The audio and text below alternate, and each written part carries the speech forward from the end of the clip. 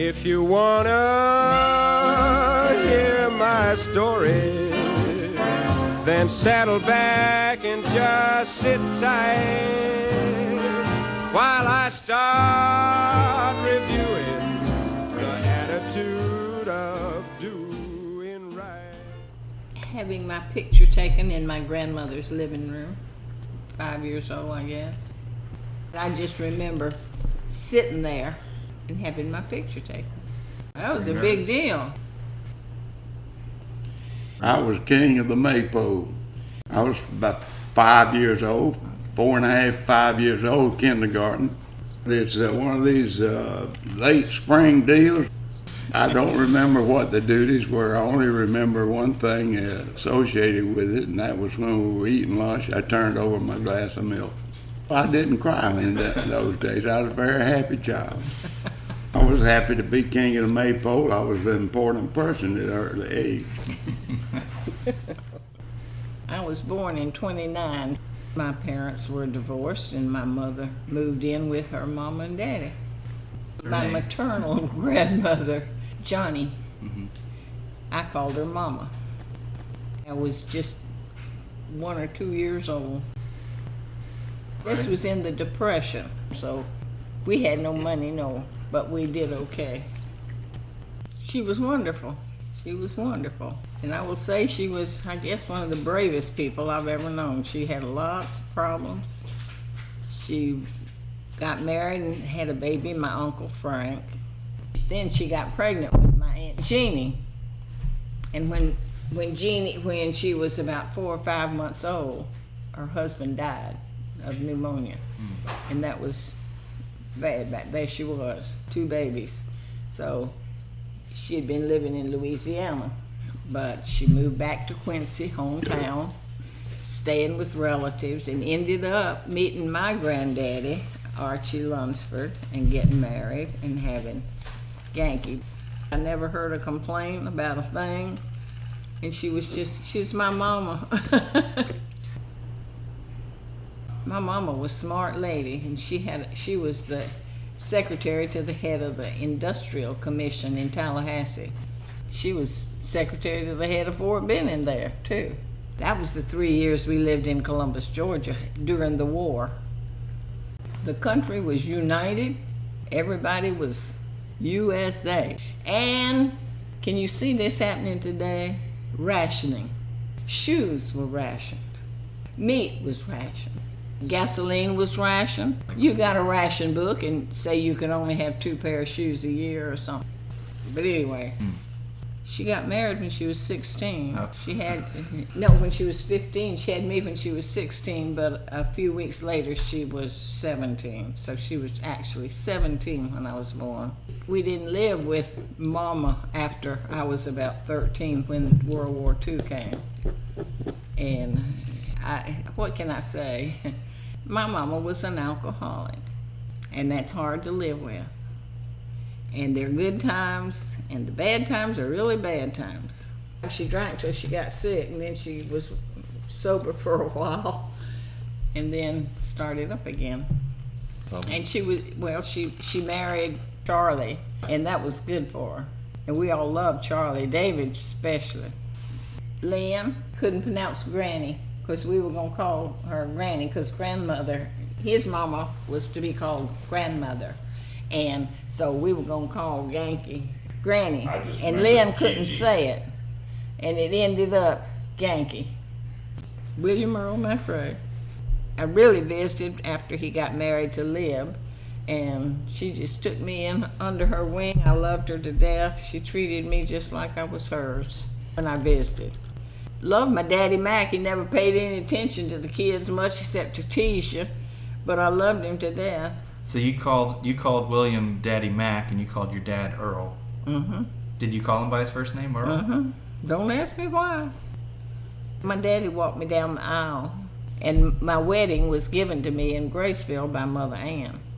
She's the reason I had a wedding. Yankee had no money, and Earl never even thought about it, so Mother Ann had a great time.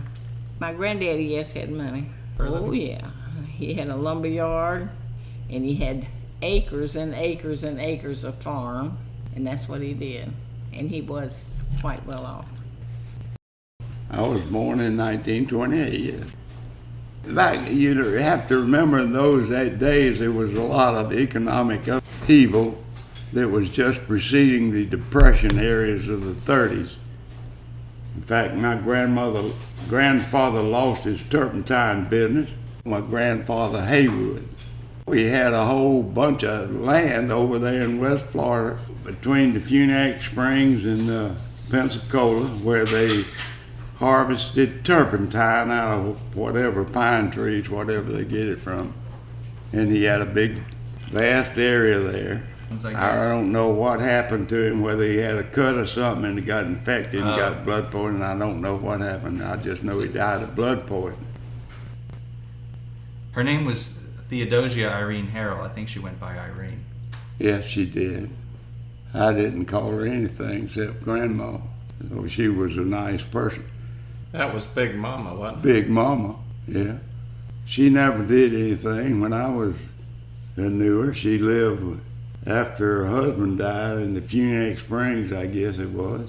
She lived with her 3 children off and on, never did any work or anything.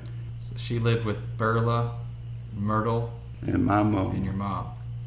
Back and forth between all 3. I was the one that grew up in the Funac Springs. We lived there until I was about 8, 9 years old. And then we moved to St. Augustine, where my mother's sister was a school teacher. My mother was a school teacher, and she took a job in St. Augustine. That was a year after my dad died, when I was 8. He worked in a drugstore in the Funac Springs. He also worked in a paper mill in Panama City, and he did some kind of mechanical drafting. I can't remember how old I was before I ever went to a restaurant. We didn't have any money back in those days, Justin. Very few people had any money. And the people that didn't have any money didn't go out to eat in restaurants much. No. People who lived out in the country came to town in a horse and buggy. We had electricity, and we had running water, and we had bathroom, but we had no refrigerator. The iceman came and brought the ice, and had a wood stove. When they washed, they had a giant cast iron black tub out in the backyard, and they built a fire with blocks of wood and got the water hot and washed the clothes in the pot. That's how you wash the clothes. My grandmama's niece lived in Floyd, Florida, which is outside of Tallahassee. And we went out to see her. She had no electricity. She had an outhouse. And I'm telling you, I didn't like it. We just went there once. The next time we visited her, she had gotten electricity and bathroom and everything. But yeah, we visited her. She didn't have any of that. So I'll have to say something about high school days. The boys did their drinking in stag party. I don't know any girl. I didn't drink. I didn't know any girls that drank.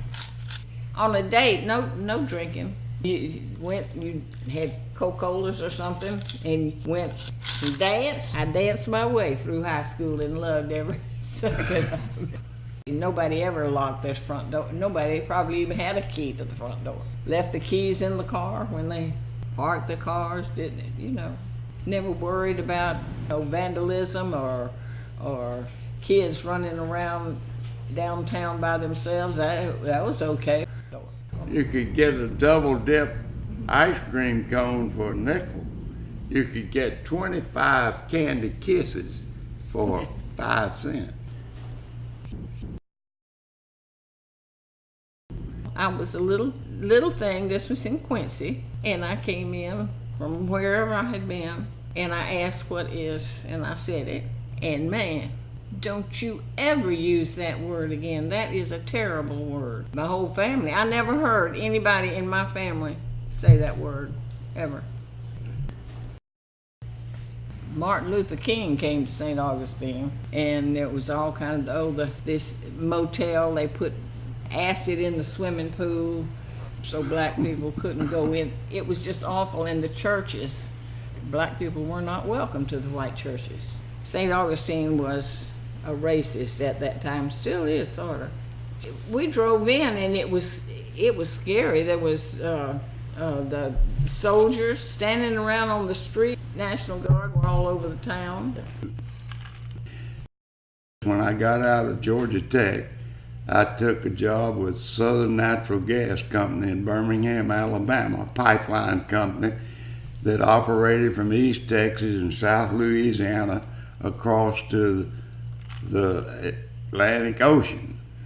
And I was in Birmingham, Alabama on a training program. I went there and then went in the Army and came back. I was in the Army for 2 years. Yeah.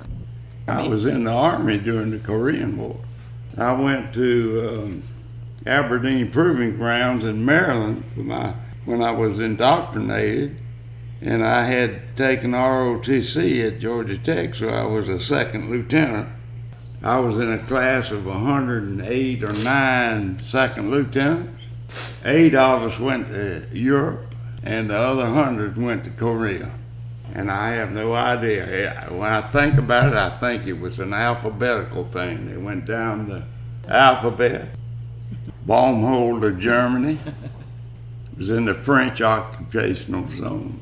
We visited Florence and we visited Rome Venice. and Venice. Loved Venice. Milan.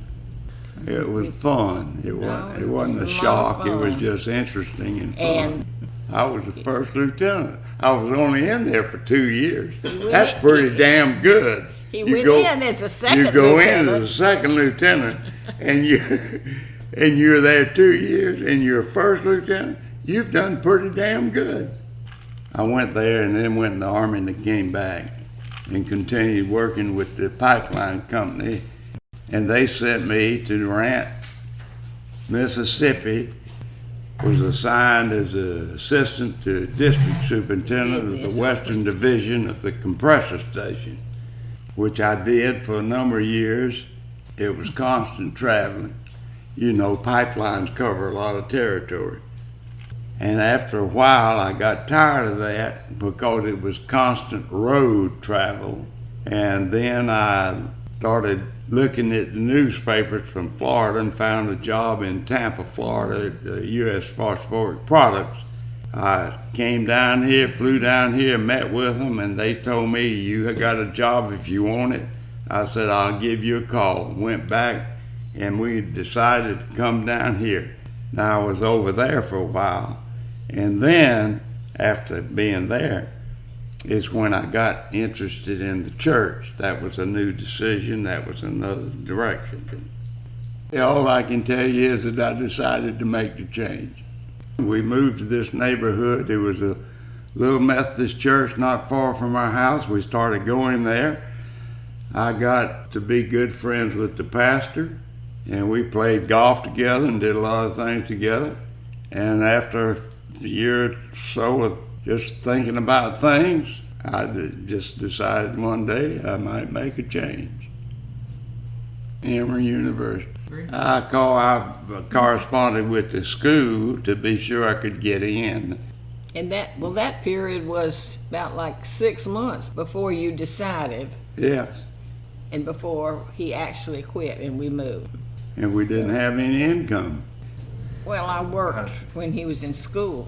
I did secretarial work. I worked for the United States government. It had to do with price control. First 6 months, Dad was in school. He got a job as a pastor of a little church in Marietta, Georgia. But we moved in on campus, in a house on campus, until the parsonage at that church got empty. And we walked in that house, and it was so dreary, and it was cold. It was January, and David says, I don't want to live here. We moved there in January, and John was born in April at Emory University Hospital. When I got out of seminary, my first job was as an associate pastor in Tampa, Palmacia United Methodist Church. That was a big church over in Palmacia area. I was the associate pastor there for 2 years. After that, I was sent as pastor of Epworth United Methodist Church down here on Sand Lake Road in Orlando. I stayed there 2 years and had the distinct opportunity of going to the district superintendent with some of the parishioners and suggesting to him to shut the thing down. And he agreed. So I had to stay there and shut the thing down and get it all ready for him to sell it. And then he appointed me. He carried me out here to Longwood to 434 one day. We rode out here in his car and he showed me this vacant lot 1 block off of I-4, and it had a sign on it, United Methodist Church will be built here. He said, I want you to get the church built, which I did. I was there for 6, 8 years. Then I went to Fort Meade, which was part of the racist centers of Florida. You go to Fort Meade. I went there and stayed 3 years. They didn't like me much there because I didn't believe in racism. And then I went to Spring Hill, stayed there 11 years. That was a very good experience at Spring Hill. And when I went there, I followed the guy who had started the church. He'd been there 10 years.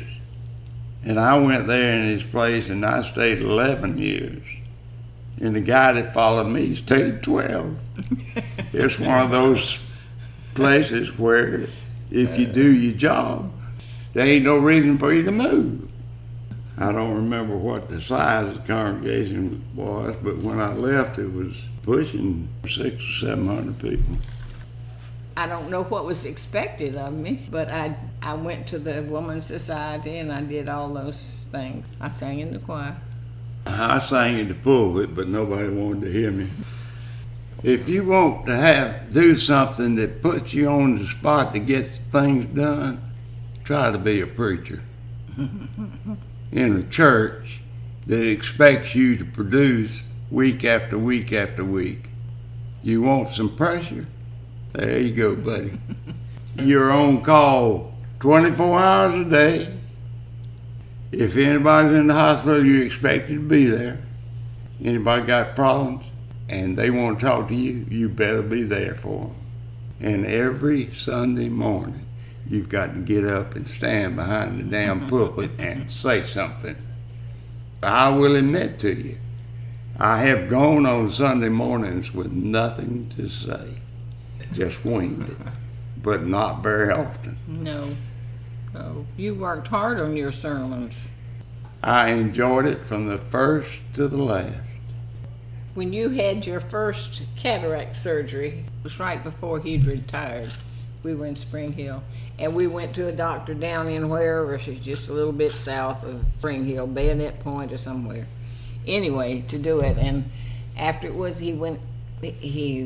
the assistant called us into the office and said, now your insurance is paying such and such, and it leaves a balance of so much, but my sister and her husband came to you with some problems and you helped them so much, we're not going to charge you for this. Now dang it.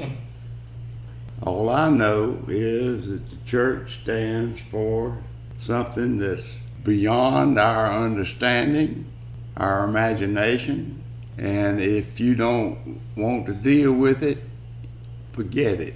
Otherwise, just take a leap of faith and go with it and hope. That's all it is to it. And the basic thing is just treat each other the way you want to be treated. If you do that, you've done it. You got to accentuate the positive, eliminate the negative, latch on to the affirmative. Don't mess with Mr. In Between.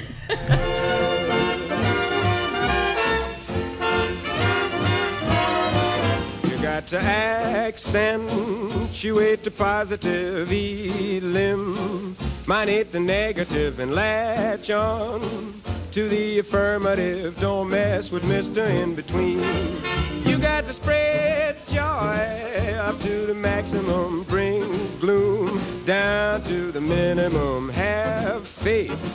or pandemonium liable to walk upon the scene. To illustrate my last remark, Jonah in the whale, Noah in the ark. What did they do just when everything looked so dark? Man, they said we better accentuate the positive, eliminate the negative, and latch on to the affirmative. Don't mess with Mr. In Between. No, don't mess with Mr. In Between.